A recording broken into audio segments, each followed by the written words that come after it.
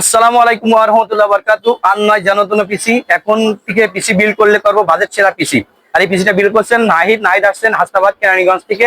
কি কি কম্পোনেন্ট দিয়ে এই পিসিটি আমাদের কাছে বিল্ড করলেন চলুন জেনে নিই। এখানে প্রসেসর হিসেবে M5 সকেটের একটা প্রসেসর, 18400F প্রসেসর, এবং মাদারবোর্ড হিসেবে আছে এসডগের B650 প্রো আর এস মডেল একটা 4 RAM স্লটের একটা মাদারবোর্ড। এটা কিন্তু আপডেট একটা মাদারবোর্ড, আর এই মাদারবোর্ড কিন্তু সকল গুণে গুণান্বিত একটা মাদারবোর্ড। এবং স্টোরেজ হিসেবে আছে টিমের 1 TB একটা M.2 এবং একটা Gen 4 এর, এবং র্যাম হিসেবে আছে টিমের DDR5 এর 16 GB 6400 MHz এর একটি র্যাম।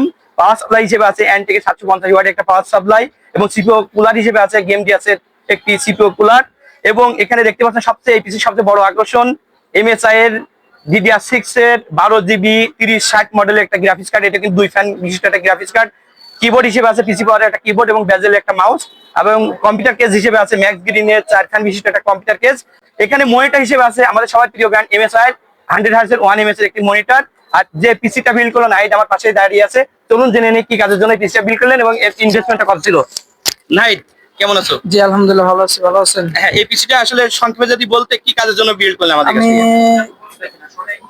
আমি ভিডিও এডিটিং করার জন্য মূলত পিসিটা বিল্ড করছি। হ্যাঁ, প্রোডাক্টিভলি কাজের জন্য, জেনুইন যে কাজগুলো করতে পারবে সেই কাজের জন্য।